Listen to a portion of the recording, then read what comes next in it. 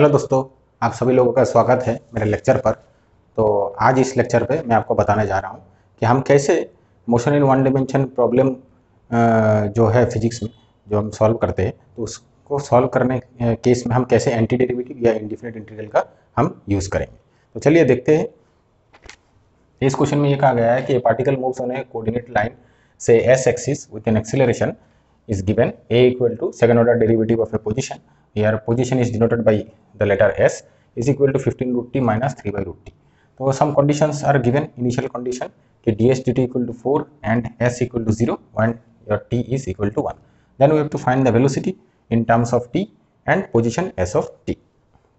तो नॉर्मली हम क्या करते हैं कि अगर हमें पोजीशन पता है तो हम वेलोसिटी निकाल सकते हैं by using derivative, and if you know velocity we can easily calculate acceleration by using derivative. But यहाँ पे हमको तो रिवर्स प्रोसेस यूज करना है। We know accelerations and given some initial conditions we have to find velocity and position. तो इस case में हम एंटी डेरिवेटिव का यूज करेंगे।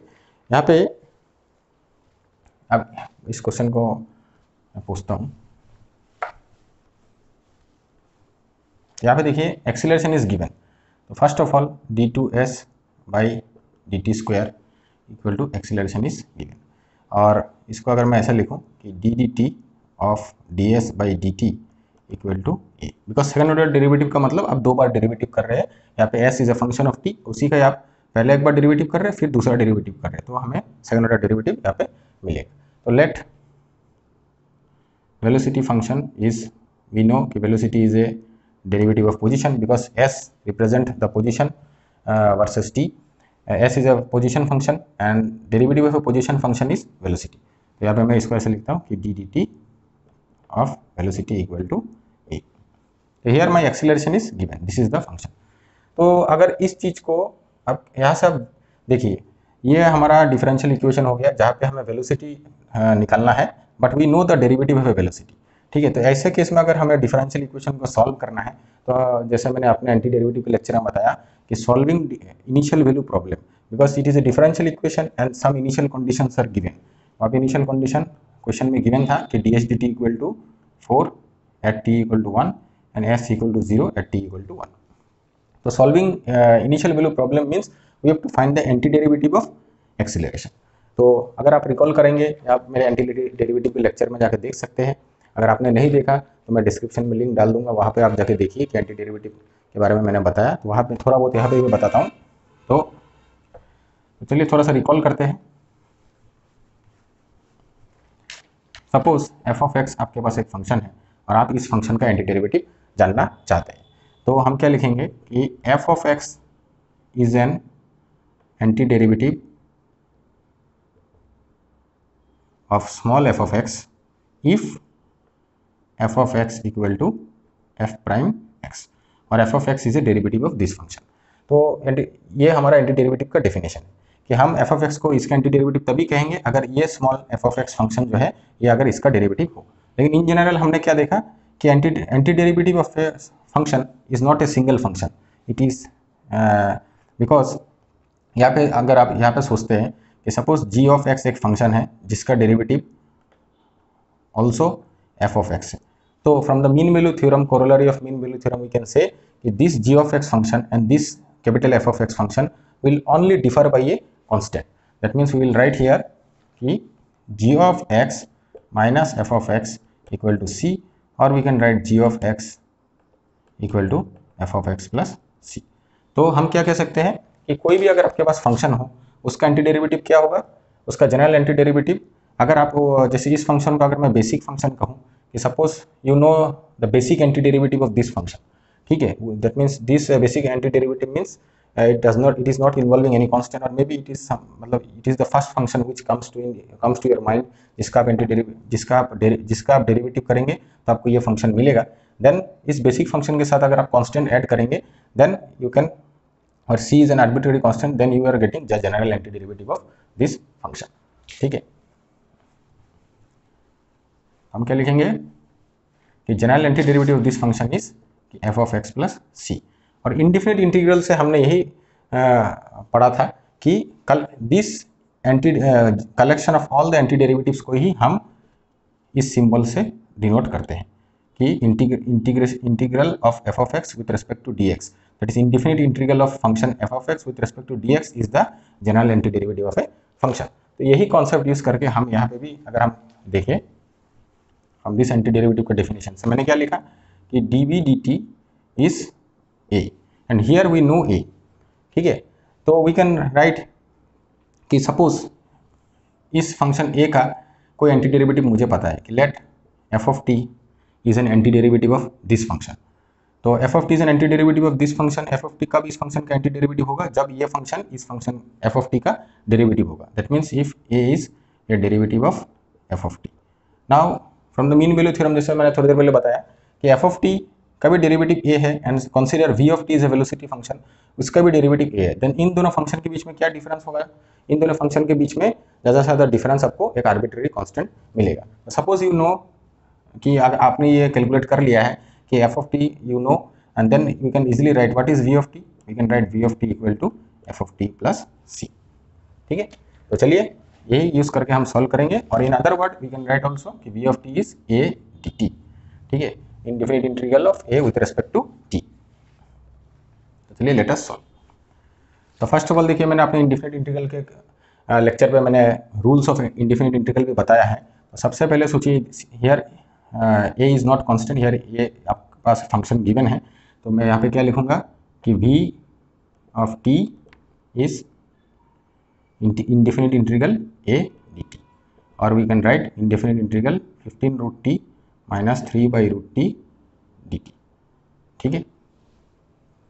तो आप देखिए अगर आप मेरे इंडिफिनिट का इंटीग्रल का लेक्चर देखेंगे तो वहाँ पे मैंने बताया कि यहाँ पे जो a है, इस हम क्या सोच सकते हैं कि a is a sum of two function, if you consider this as one function f1 of t, और इस पार्ट को अगर हम अलग फंक्शन पकड़े, then here we can consider कि my this function a is A not actually sum, is a subtraction of two function. तो indefinite integral क्या होता है कि indefinite integral of a subtraction of two function is the same as the subtraction of the indefinite integral of the individual function. So we can separate it like this.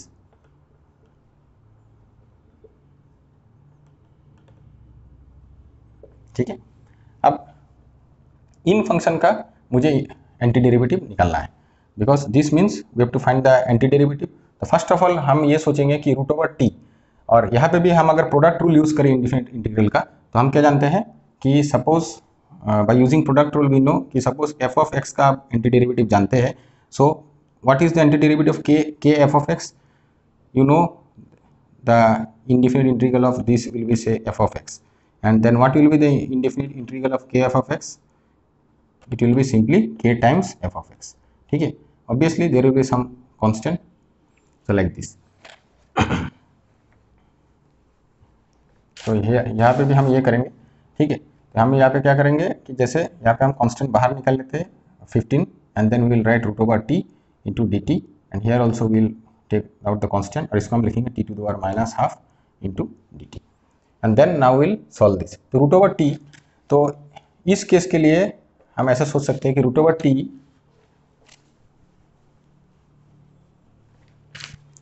over t किस function का derivative करने से हमें root over t मिलता है।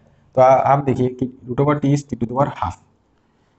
now t to the power अगर आप 3/2 का डेरिवेटिव करेंगे, if you do the derivative of this function, then you will get 3/2 t to the power 3/2 minus 1, ठीक है। then that is ultimately you are getting 3/2 t to the power half, but इसका derivative करने से आपको क्या मिल रहा है 3/2 t to the power half। तो मुझे सिर्फ चाहिए t to the power half, तो मैं क्या करूँगा, if I do the derivative of this, suppose if I multiply here 2/3, if I choose this function 2/3, then 2/3 will be here, and ultimately we will get t to the power half. तो since I know कि now t to the power half is a derivative of,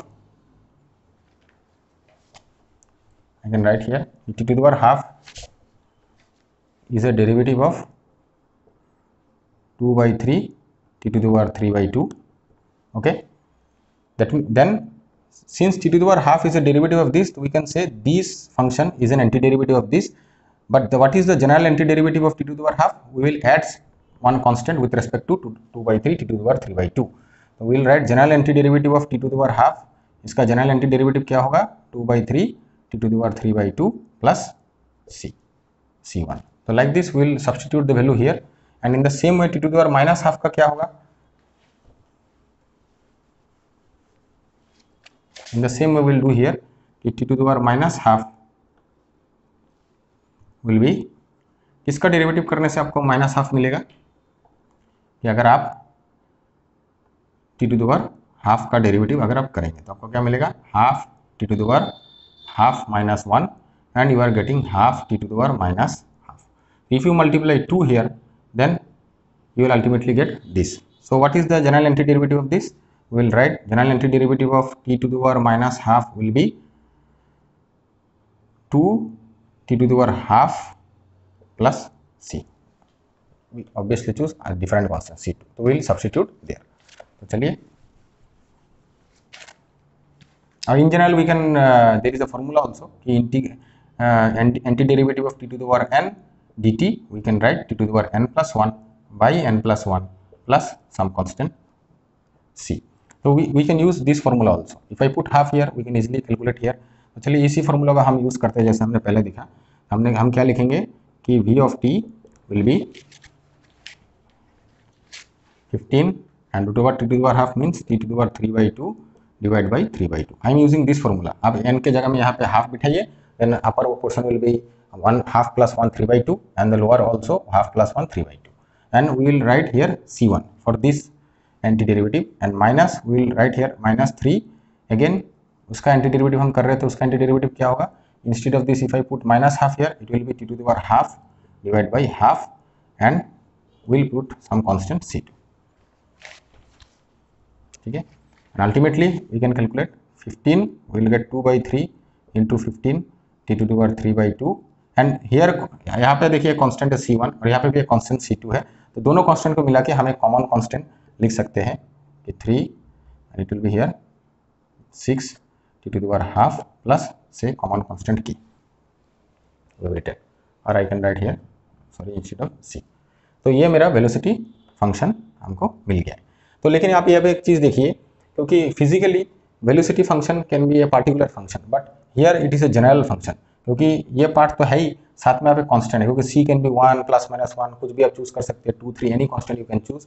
different value of c will give you different value of velocity, but in practice only एक ही function इस पूरे problem में fit होगा. तो उसके लिए हम क्या करते हैं कि हमारे पास इनिशियल वैल्यू गिवन है. इनिशियल वैल्यू क्या गिवन है, वी हैव कि ds dt और इसको मैंने पकड़ा था कि it is a velocity function is equal to 4 when t equal to 1. तो विल पुट हियर, इसको अगर मैं सिंप्लीफाई करूँ 3 5 and it will be 10, it will be 10. तो if I put here t equal to 1 I will get here by 4, तो यहाँ पे हो जाएगा 10 minus 6 plus c and ultimately you will get c equal to 0. Okay, तो my velocity function मुझे मिल गया. वेलोसिटी फंक्शन विल बी, यहाँ पर मैं साइड में लिख लेता हूँ कि v equal to 10 t to the power 3 by 2 minus 6t half. Okay, तो इन द सेम वे अब मुझे पोजीशन निकालना है. तो पोजीशन मुझे पता है कि ds dt is equal to already v. Now we know the v as a function of t. तो अगेन यहाँ पे अगर हम एंटी डेरिवेटिव का डिफिनेशन का अगर हम यूज़ करेंगे तो लेट से g ऑफ t, इसका एंटी डेरिवेटिव हमें पता है कि that is v. then we can write what is general antiderivative, we can write s of t and g of t के बीच में क्या डिफरेंस होगा, s of t will be g of t plus some constant. ठीक है, where constant can be anything. ठीक है, तो यहाँ पे भी ये डेफिनेशन हम अगर यूज़ करेंगे तो we can write कि s of t is indefinite integral of v into dt. same way we will do कि 10 t to the power 3 by 2 dt sorry minus 6t half dt. Now will separate, जैसे हमको मैंने बताया कि indefinite integral का rule है कि indefinite integral of a subtraction of two function is equal to the subtraction of the indefinite integral of the individual function. That means we can separate. तो यहाँ पे हमको क्या रूल यूज़ करना है, पहले हम सब्ट्रैक्शन रूल यूज़ करेंगे इंडिफिनिट इंटीग्रल का, और उसके बाद हम कांस्टेंट प्रोडक्ट रूल का भी यूज़ करेंगे. तो हम डायरेक्टली दोनों अगर रूल को यूज़ करें तो 10 we can write same as the previous one 3 by 2 dt minus 6 t to the power half dt. ठीक है, अब जब इसको हम सॉल्व करेंगे will use the formula t to the power n का अगर हम फॉर्मूला यूज़ करेंगे तो 10 इंडिफिनिट इंटीग्रल जब आप ऐसे एल्जेब्रिक फंक्शन का जब करते हैं तो हम क्या करेंगे, just t to the power 3/2 plus 1 will write 3/2 plus 1 plus C1 some constant, क्योंकि हम इस फंक्शन का पहले एंटी डेरिवेटिव कर रहे हैं तो we have to use the constant C1, मतलब यहाँ पे इसके लिए कांस्टेंट यूज करना है। Similarly will do here also कि टी टू द पावर 3/2 यहाँ होगा actually half plus 1 by half plus 1 here minus C2,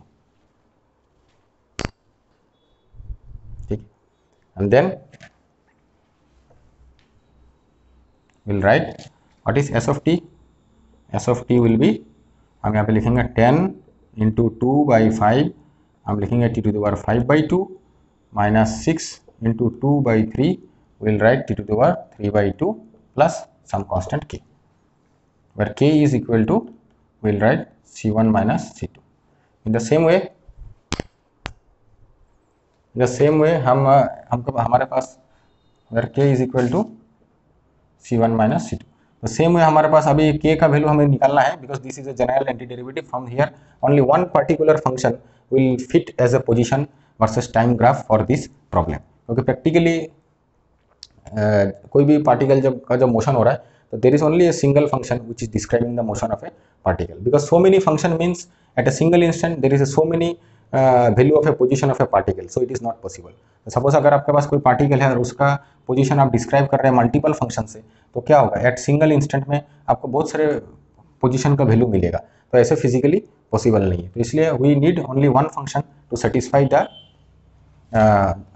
motion of the particle. तो दैट्स वाई अमंग, बिकॉज यहाँ पे k का वैल्यू कुछ भी है, you can choose 1 2 3, you can choose any arbitrary value, तो that means there it is a family of function, from here you have to choose only one particular function.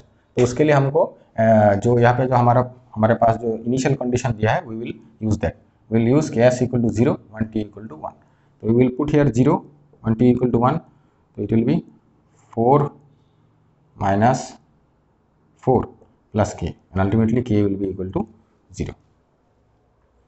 तो k will be equal to 0 because 3 to the 6, यहाँ पे 4 हो गया और यहाँ पे भी 4, and if you put 1 then k will be equal to 0. So same case. Now what is the particular function s of t, 4 t to the power 5/2 minus 4 t to the power 3/2, ठीक है। तो देखिए आपको मिल गया velocity function and आपको मिल गया s of t function. Now if you can check whether इसका derivative करने से मुझे ये मिल रहा है कि you can do the derivative of this कि ds dt आपको क्या मिलेगा, 4 into 5/2 into t to the power 5/2 minus 1 by 4 into 3/2 into t to the power 3/2 minus 1। तो here you can check you will get 10 और यहाँ पे आपको मिलेगा 3/2, and here you can check 2 3 6, here you will get t to the power half. तो देखिए exactly you are getting the velocity function, that means your whole problem is you have done correct. ये एक problem हो गया।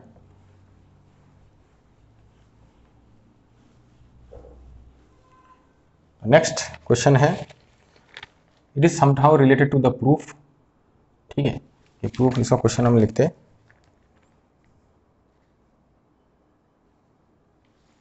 It is related with motion with constant acceleration.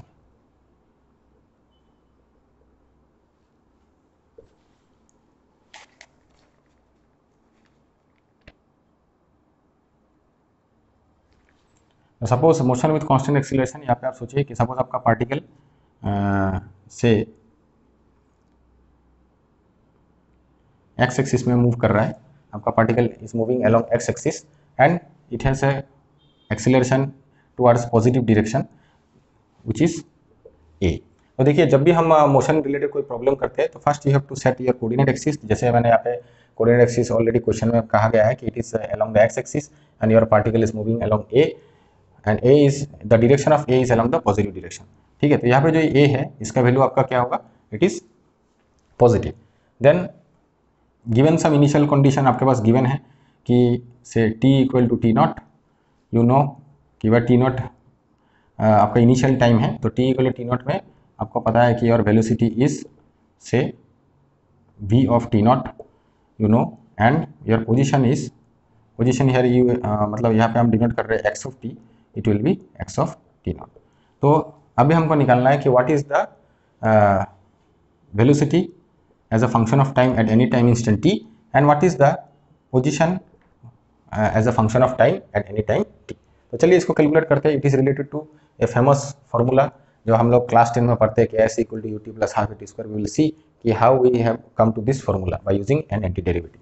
तो this are the questions parameter कि particle is moving along X axis and particle has a constant acceleration. Here a का वैल्यू आपका constant है and given some initial condition same as the previous case. Previous case में एक problem था, यहाँ पे हमने जनरल केस लिया है कि v of t is v of t not, x of t is x of t naught. I am not supplying any numbers here. Instead of supplying a number, just an arbitrary मैंने यहाँ पे कुछ मैंने in terms of constant मैंने यहाँ पर रखा है. तो v of t and x of t have to find. तो चलिए सेम as we know हम कैसे करेंगे. तो the solution will be same. हम क्या करेंगे, जैसे dv dt we know हमको पता है कि we will write dv dt will be a, ठीक है. and here a is constant and since a is in the positive direction तो मेरा a यहाँ पे क्या, इसका वैल्यू क्या है, पॉजिटिव वैल्यू. तो फ्रॉम द एंटी डेरिवेटिव और वी कैन हम क्या कह सकते हैं कि if a is a derivative of velocity then we can write v of t is a general anti derivative of a, और इन अदर वर्ड्स मैं यह लिख सकता हूँ कि v of t is an indefinite integral of a with respect to t. So we will write a dt. Now since a is the value of a is constant here, यहाँ पे value a का value क्या है, constant. तो हम constant product rule indefinite integral का use करेंगे and we can take it out. Will write integration of dt. तो यहाँ पे देखिए दैट मीन्स 1 इंटू dt. तो 1 का डेरिवेटिव हमें पता है यानी it will B at plus c, ठीक है, क्योंकि आपको पता है कि अगर आप t का डेरिवेटिव करेंगे you will get 1. So general anti derivative will be t plus c. The same thing at plus c. Now here अभी हमको पार्टिकुलर ये निकालना है velocity, particular function we to solve. तो हम क्या करेंगे यार, at t equal to T naught, जैसे मैंने इनिशियल कंडीशन दिया है my v of t is say v of t naught, ठीक है. आई विल सप्लाई हियर कि t equal to T naught v of t naught it will be a t naught plus c. तो c का value क्या हो जाएगा, c value will be v of t naught minus a t naught. Okay, तो I will substitute the value of c in this formula of velocity function. तो चलिए यहाँ पे सब्स्टिट्यूट करते हैं. लेट अस सी हमको क्या मिलता है. हमको क्या मिलेगा, हमको मिलेगा velocity function v of t equal to a t plus ये जो c का जो वैल्यू हमें मिला. तो देखिए यहाँ पे c का वैल्यू लेकिन कांस्टेंट है because v of t naught you are evaluating the function at a particular instant. So this part is constant and here ये acceleration already given it is constant and t naught is a initial time, तो इसका ये भी constant है. तो never confuse here. तो यार c is a constant, we have to substitute here कि v of t naught minus a t naught. तो यहाँ से थोड़ा अगर मैं अरेंज करूँ तो मुझे क्या मिलेगा कि v of t naught plus a t minus t naught, ठीक है. तो ये एक इक्वेशन मुझे मिल गया. द सेम केस अगर मैं अब मुझे पोजीशन निकालना, तो वी नो कि dx dt यार x as a function of t is equal to velocity. तो same using the concept of indefinite integral we will write कि x of t equal to indefinite integral v of t dt. तो यहाँ पे देखिए अब v of t तो constant नहीं है क्योंकि v ऑफ t का आपके पास वैल्यू है, ठीक है. सिंस देखिए v ऑफ t क्यों कांस्टेंट, ये part constant, acceleration is constant, but here t is a variable, ठीक है. तो v of t is not constant, we have to use the, हमको पूरा फॉर्मूला लिखना है कि v of t naught plus a t minus t naught into dt, ठीक है. यहाँ पे आप देखिए v ऑफ t नॉट, तो यहाँ पे भी हम इंडेफिनिट इंटीग्रल का सम रूल का यूज करेंगे एंड वी विल सेपरेट कि v of t naught into dt plus a t minus t naught into dt. And now since it is a constant we can take it out. तो हमको पता है कि dt plus यहाँ पे क्या हो जाएगा a, इसको भी हम सेपरेट कर लेंगे, ठीक है. तो यहाँ पे देखिए a t will write a t dt minus integration a t naught dt, ठीक.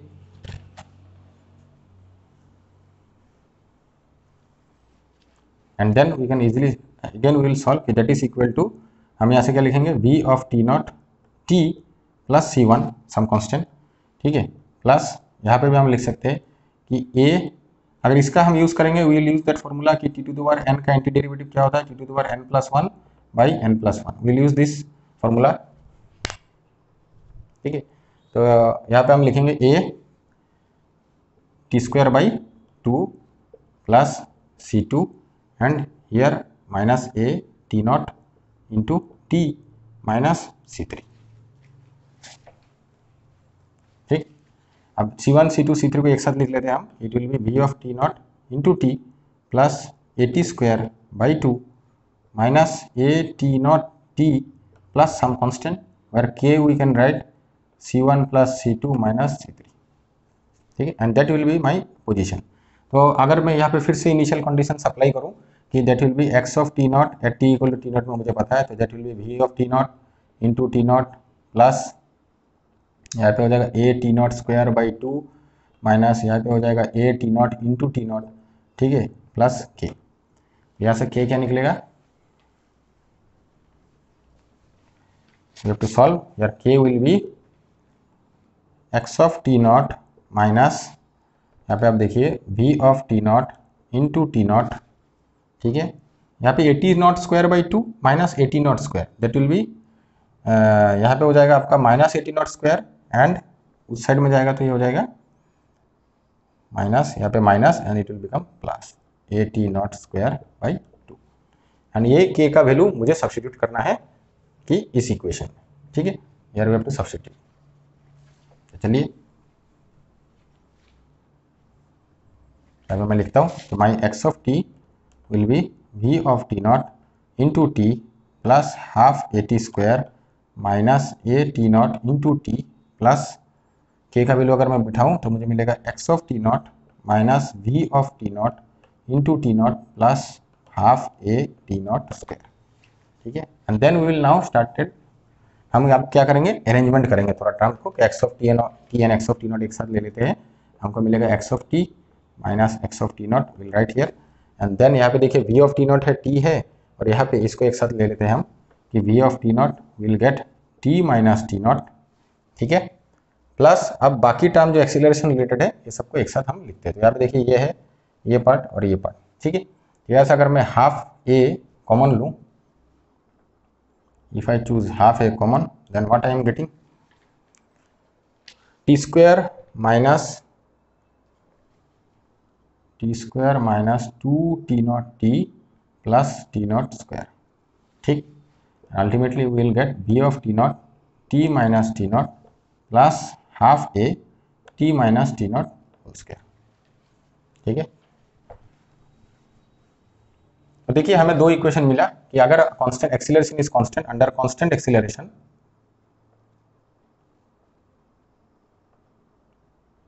आपको क्या मिला, velocity as a function of time, you have got this formula, और X of T position as a function of time.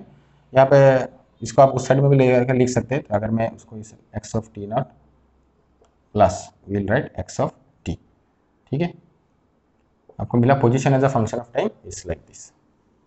ठीक, तो this is the general formula under constant acceleration. अब अगर आपको बहुत सारे प्रॉब्लम में क्या होता है कि t naught is initial time is given as 0, कि टी नॉट हम 0 सेकंड पकड़ते हैं। ठीक है, तो अगर आप यहाँ पे 0 पकड़ेंगे और बहुत सारे फॉर्मूला में इनिशियल वेलोसिटी को हम u से रिप्रेजेंट करते हैं, तो इफ़ यू सब्स्टिट्यूट हियर तो वी कैन इजीली फाइंड कि v ऑफ टी, अगर v ऑफ टी नॉट के जगह में अगर आप u लिखते हैं because it is a constant value, तो u इज अ कॉन्स्टेंट, कुछ आपको इनिशियल वेलोसिटी आपको गिवन है constant value plus a and t, because यहाँ टी नॉट इज 0।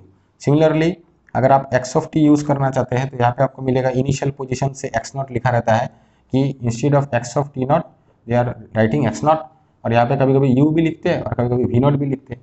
तो यानी कुछ भी लिखे तो x नॉट आप यहाँ पे सब्स्टिट्यूट कर दीजिए, प्लस v के जगह में आप u सब्स्टिट्यूट कर दीजिए, T naught is 0, you will write T naught T plus half A T square. ठीक है, तो आप ऐसे ये अगर आपको जनरल फॉर्मूला पता है तो आप कोई भी प्रॉब्लम यहाँ पे इजीली आप जो भी गिवन है initial time you can substitute and you can find the answer. एक और क्वेश्चन कि जब ये मैंने प्रूफ शुरू किया तो मैंने यहाँ पे एक्सीलरेशन पॉजिटिव चूज किया, तो अगर आप एक्सीलरेशन सपोज आपके केस में नेगेटिव हो तो भी ये फॉर्मूला आपका काम करेगा। You can try at home by taking D we D T equal to minus A, वायर आप जब D we D T equal to minus A पकड़ेंगे तो in that case A should be positive, क्योंकि आप ऑलरेडी माइनस यूज कर रहे हैं। ठीक है, अगर आप डेरिवेशन करना चाहते हैं कि D we D T equal to minus है तो यार में ये आपका बिकॉज माइनस से मैं ऐसे लिखता हूँ माइनस मैग्नीट्यूड ऑफ, मतलब एक्सीलरेशन का जो मैग्नीट्यूड पार्ट है वो यूज़ कर रहे हैं और माइनस इसका डायरेक्शन के साथ ही यूज़ हो रहा है। पूरा ऐसा करके आप डिराइव करेंगे, आपको सेम ही आंसर, मतलब सेम ही इक्वेशन का फॉर्मेट मिलेगा, but instead of acceleration here a, just you have to substitute कि ए के जगह में आपको माइनस ए बिठाना है, ठीक है।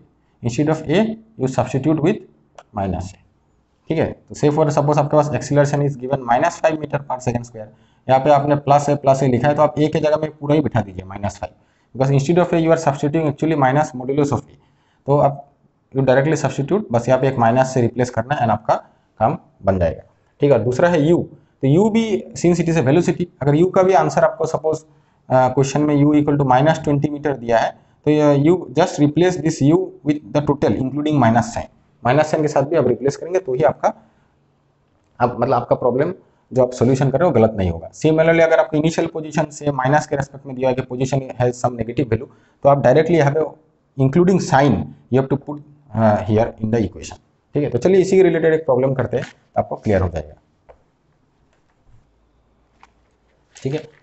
तो यहाँ पे देखिए क्वेश्चन में ये कहा है कि from a tower of height h a particle is thrown vertically upward, क्योंकि एक टावर है जिसका हाइट है एज फ्रॉम द ग्राउंड, और आपने उस टावर के हाइट के मतलब टावर के टॉप पोजीशन से आपने एक कोई पार्टिकल को आपने vertically upward with speed u से आपने थ्रो कर दिया। The time taken by the particle to hit the ground is n times, ठीक है। जितना टाइम उस पार्टिकल को लगा कि ग्राउंड में हिट करने के लिए, that time is equal to n times that taken by it to reach the highest point of its path, find the relation between u, h and n, ठीक है। तो इस प्रॉब्लम को हम सॉल्व करते हैं, क्योंकि ये देखिए पूरा ही जो प्रॉब्लम है हम मोशन अंडर मतलब motion in straight line first of all, and दूसरा है कि हम बॉल को थ्रो कर रहे हैं, तो जब हम बॉल को थ्रो अपवर्ड डायरेक्शन में करते हैं तो उसके बाद हम एज्यूम करते हैं कि यहाँ पे there is only a gravity, that is it is a motion under gravity. तो motion under gravity means we are facing here constant acceleration because near the earth surface we are considering our acceleration due to gravity is constant। तो यहाँ पे हम क्या करेंगे, constant acceleration के under में हम यहाँ पे इसको सॉल्व करेंगे।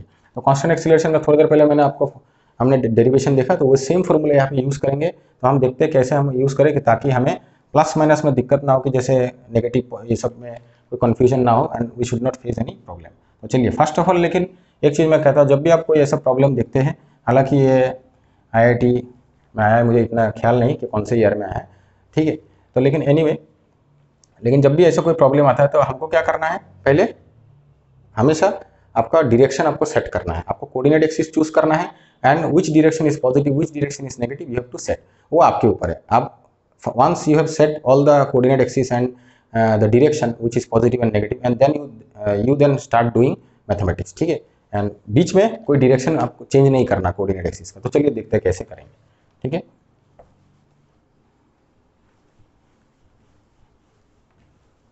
तो फर्स्ट ऑफ ऑल थोड़ा सा डायग्राम बनाते हैं कि ये मेरा सोच लीजिए टावर का हाइट है, ये मेरा ग्राउंड है, ठीक है, और ये मेरा डायरेक्शन है पॉजिटिव डायरेक्शन, ठीक है। और यहाँ पे मैं चूज़ करता हूँ कि इसको मैं y चूज़ कर सकता हूँ, और for the time being I can choose x also, कुछ भी आप, क्योंकि यहाँ पे मेरे को सिंगल एक्सिस चूज़ करना है तो मैंने यहाँ पे चूज़ कर लिया x, ठीक है। तो यहाँ पे h that is the height from the of the tower from the ground.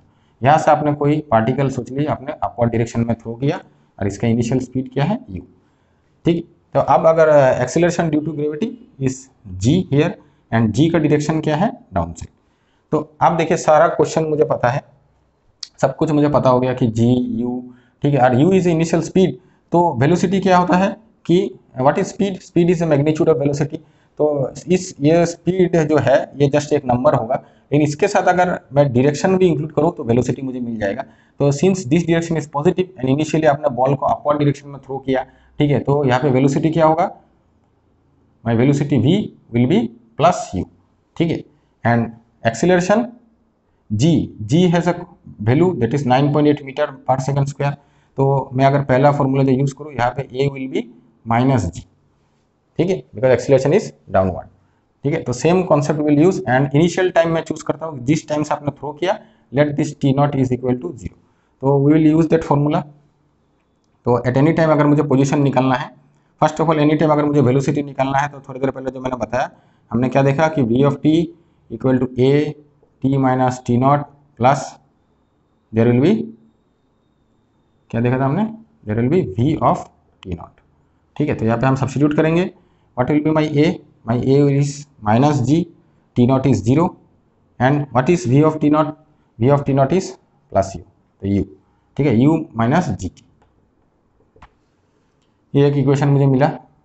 Next position का अगर हम निकालेंगे तो X of T equal to X of T naught plus we of T naught T minus T naught plus half A T minus T naught whole square. Will use here X of T naught, तो X of T naught you can see here initially. अब यहाँ से ground is your origin, क्योंकि आपने coordinate axis set किया, your ground is an origin and origin से आप सब कुछ मेजर कर रहे हैं। इनिशियली व्हेन यू मतलब अगर इस हाइट को आप मेजर करना है तो आपको अपवर्ड डायरेक्शन में मेजर करना है and it is in the positive direction this H. तो यहाँ पे हम एक्स ऑफ टी नॉट क्या बिठाएंगे, my position is H plus यहाँ पे v is initial velocity, it will be u, यहाँ पे आपको मिलेगा t because t naught is 0 and again half g t square. देखिए यहाँ पे minus because a is minus g. तो ये दो इक्वेशन हमें मिल गया। अब यहाँ से हमको क्वेश्चन में क्या गिवन है कि the time taken by this particle to hit the ground, कि पार्टिकल ऐसे गया और उसके बाद जब ऐसे आएगा तो यहाँ पे जितना टाइम इसको लगा, ठीक है, तो let this time be t1। तो hit the ground, t1 is the time taken by the particle for hitting the ground, ठीक है, and capital T is the time of the particle when the particle will reach its maximum height। तो ये हो गया maximum height का आपका time हो गया t and t1। तो क्वेश्चन में गिवन है कि t1 is equal to n times t, that is time taken by a particle to reach the ground is equal to n times the time taken by the particle to reach the highest path along its motion। तो when particle reach its highest path, जब particle को highest path में पहुंचता है तो वहाँ पे condition क्या होता है, at that point my velocity is 0, मेरा पार्टिकल का वेलोसिटी 0 हो जाता है। बिकॉज आपने देखा कि आप कोई बॉल थ्रो करते हैं और हाईएस्ट पॉइंट में जाकर उसका वेलोसिटी 0 हो जाता है, फिर उसके बाद से रिटर्न होता है। तो आई विल सेट, मैं हाईएस्ट पाथ का जो टाइम निकालना है मैं यहाँ पे ये इक्वेशन यूज करूंगा और रिच द ग्राउंड की कंडीशन में ये इक्वेशन हम यूज करेंगे। तो चलिए यूज करते हैं। ये सारा कुछ पूछ देता हूँ, ऑलरेडी मुझे अभी सब कुछ मिल गया। I know the equation and initial condition में मुझे पता चल गया and now we will solve.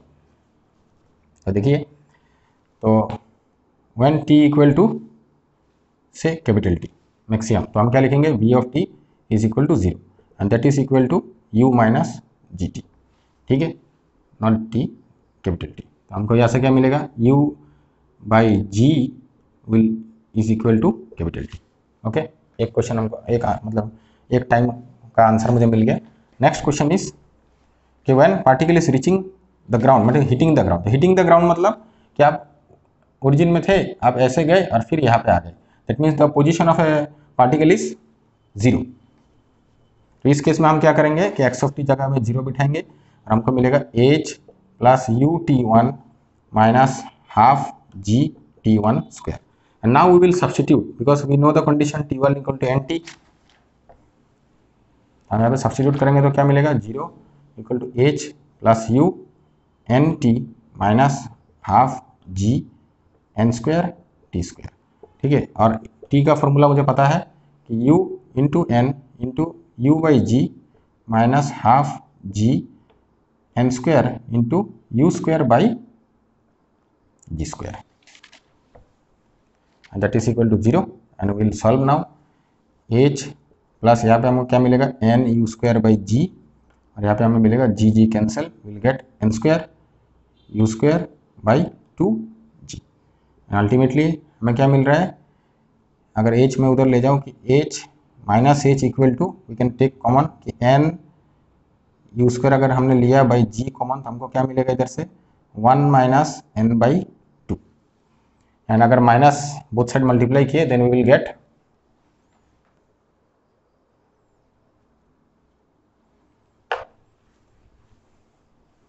ठीक है, will get here from h equal to minus n u square by g 1 minus n by 2 will take LCM, तो हमको क्या मिलेगा minus n u square by 2g, हमको मिलेगा 2 minus n and if I insert minus हमको मिलेगा n u square and if you multiply here 2gh equal to n minus 2। Okay,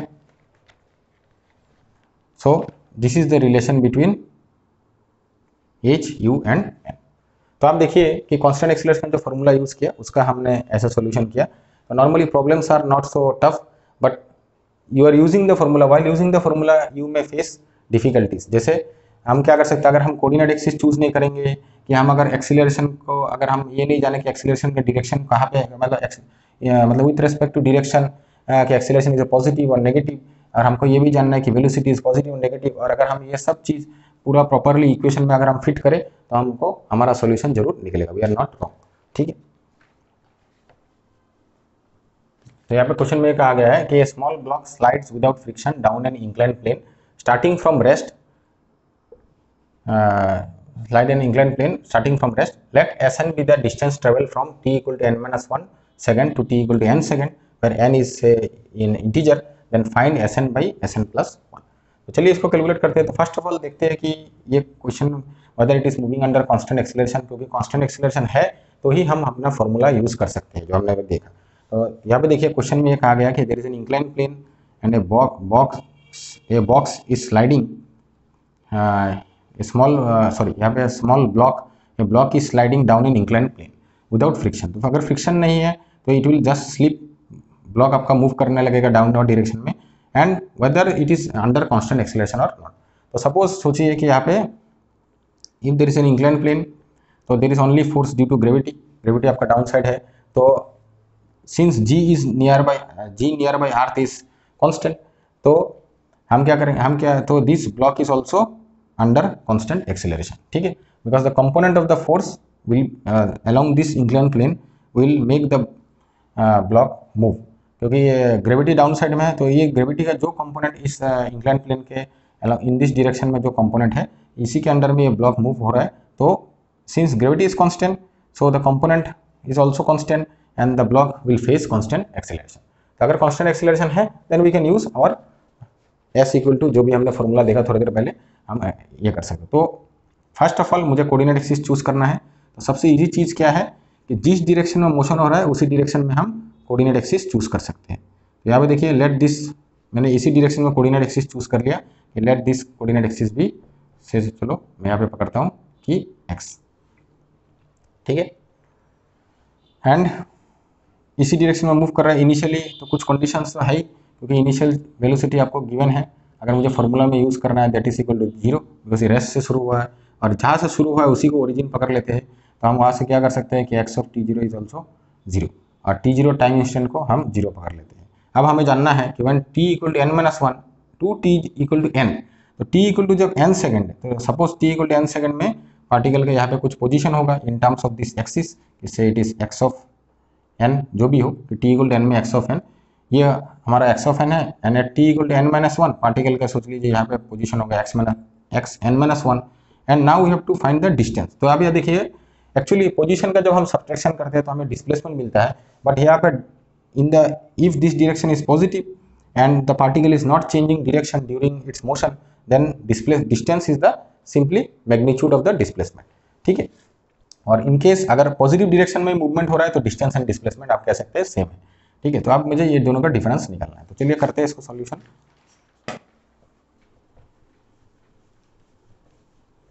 first of all हम क्या निकालेंगे, विल सॉल्व से x कि at T equal to n. तो position हमारा formula क्या था कि x of T naught plus we of T naught, ठीक है। हमारा जो फॉर्मूला था वो will put t minus T naught general formula and we will write half A T minus T naught whole square, ठीक है। तो हियर एक्सीलरेशन, जस्ट हमको क्या जरूरत है कि यहाँ पे एक्सीलरेशन हमें चाहिए कि इट इज कांस्टेंट। तो ओके, यहाँ पे एक्सीलरेशन कांस्टेंट है, यहाँ पे हम acceleration in terms of acceleration due to gravity लिखना नहीं चाहते।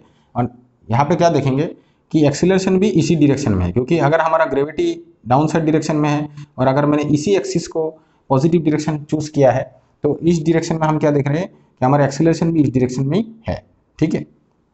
तो my acceleration is positive here and then we will write x of n, x of t 0 is 0, initial ये वी ऑफ टी भी 0 है, तो ये पोर्शन चला गया। तो ओनली हमको क्या मिलेगा यहाँ पे half a, and now here t is, तो विल गेट एन स्क्वायर, ठीक है, क्योंकि t is equal to n and t naught is 0। Next case x n minus 1 will get same 0 plus half a will get n minus 1 whole square, ठीक है। Now हमको distance निकालना है, तो पहले हम डिस्प्लेसमेंट की बात करेंगे। तो displacement will be x n minus x n minus one, and same ये जो डिस्प्लेसमेंट आएगा it is same as the distance because your particle is moving in a positive direction and it is not changing direction. तो यहाँ से हम क्या करेंगे, n square will take common half a n square minus half a n minus one square, ठीक है। And similarly half ए आप common लीजिए तो यहाँ से आपको मिलेगा एन स्क्वायर माइनस, इसको हम ए माइनस बी होल स्क्वायर को हम अगर तोड़ेंगे N square plus 2n minus 1, ठीक है। And similarly you are getting half a twice n minus. Now आपका क्वेश्चन में गिवन क्या था कि ये जो चीज़ है इसे हमने कहा it is s n. Now s n plus one, तो सिमिलरली अगर हम एस एन प्लस वन निकालना चाहते हैं तो instead of n you put n plus one, तो हमको क्या मिलेगा,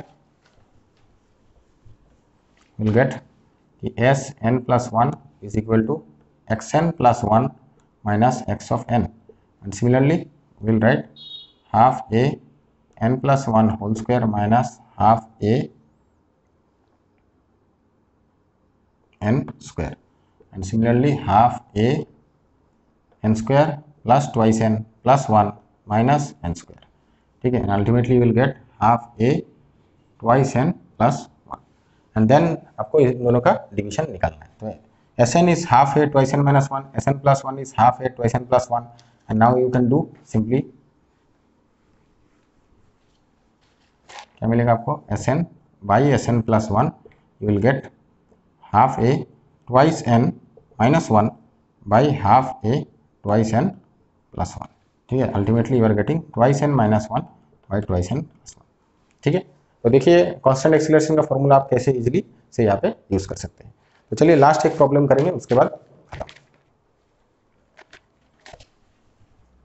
यहाँ पे देखिए particle moves along the x axis, its acceleration is a equal to minus t square at t equal to zero, the particle is at the origin, in the course of its motion it reaches the point x equal to b where b is a point which is greater than 0 but no point beyond b, determine at t equal to 0 what is b, ठीक है। तो particle अपने motion के दौरान कि x t equal to 0 में particle आपका origin में था और x इक्वल टू b में, दैट मीन्स यहाँ पे ये जो b since it is greater than 0, तो इन द कोर्स ऑफ इस मोशन कुछ भी मोशन हो सकता है, पार्टिकल b ये जो पॉइंट है इसको कभी क्रॉस नहीं कर पाया, it reaches the point this where b greater than 0 but no point beyond b, beyond b मतलब बी से आगे नहीं जा पाया, नहीं गया अपने कोर्स ऑफ मोशन में, ठीक है। तो हमको निकालना है कि at T equal to zero what is its value b. तो चलिए सॉल्व करते हैं।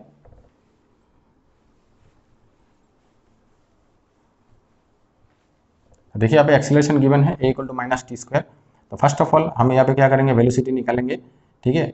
Will get v of t, indefinite integral करेंगे, तो अब मैं डायरेक्ट कर देता हूँ, it will be minus t cube by 3 plus some constant c, ठीक है। And again another case will be कि हमको अभी निकालना है डिस्प्लेसमेंट सॉरी पोजीशन। तो पोजीशन में हम क्या करेंगे, यहाँ पे एक चीज़ देखिए, तो इसको मैं c1 पकड़ता हूँ, ठीक है।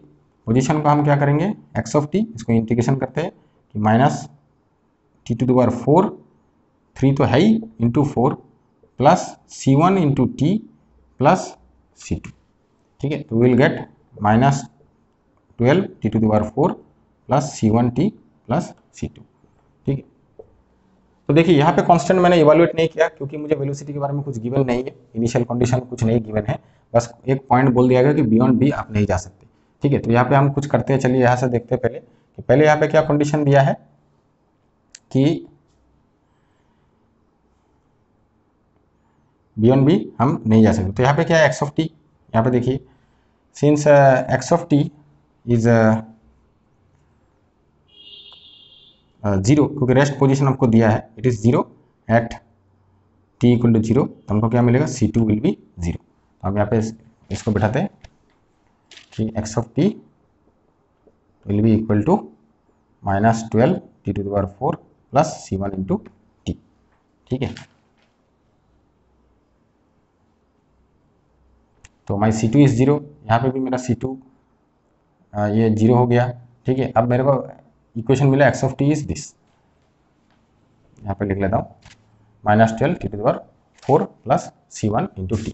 So now at in the course of its motion कि my particle has not reached beyond b, मतलब b डायरेक्शन से पार्टिकल मतलब वहाँ पे क्या होगा, उसको क्रॉस नहीं कर पाएगा। तो वहाँ पे क्या कंडीशन बन सकता है, तो मुझे यहाँ पे निकालना है कि ये मुझे पता है कि एट t इक्वल टू से t1 my particle reaches at x of t equal to b,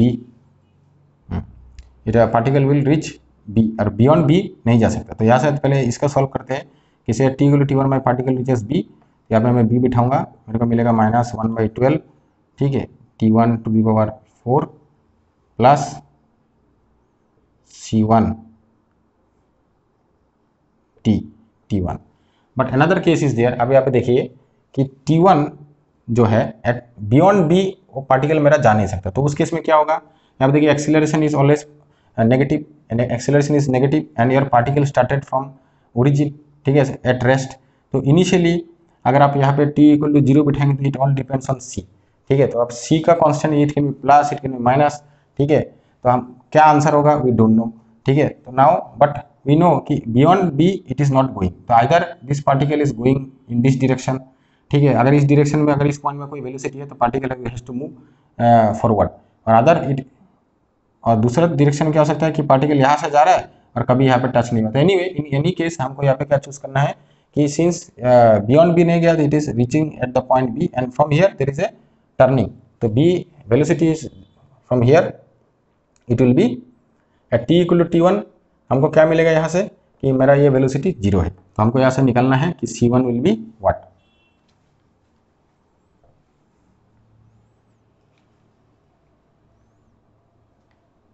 will solve, here it will be 0, तो c1 will be t1 cube by 3, ठीक है। यहाँ पे हम बिठा देते हैं t1 क्यूब बाई 3, तो हमको मिलेगा b equal to -1/12 t1 4 plus t1 to the power 4/3। तो अल्टीमेटली अगर मैं यहाँ पे एलसीएम लूँ तो मुझे क्या मिलेगा, b will be equal to t1 to the power 4, I will get 1/3 that is 4 minus sorry that is 3/12, ठीक है, 4 minus 1 3/12 and ultimately I am getting here कि b इक्वल टू हमको क्या मिल रहा है कि b equal to here 1/4 t1 to the power 4 and ultimately t1 is equal to 4b whole to the power 1/4, that is root 2 b to the power 1/4। and now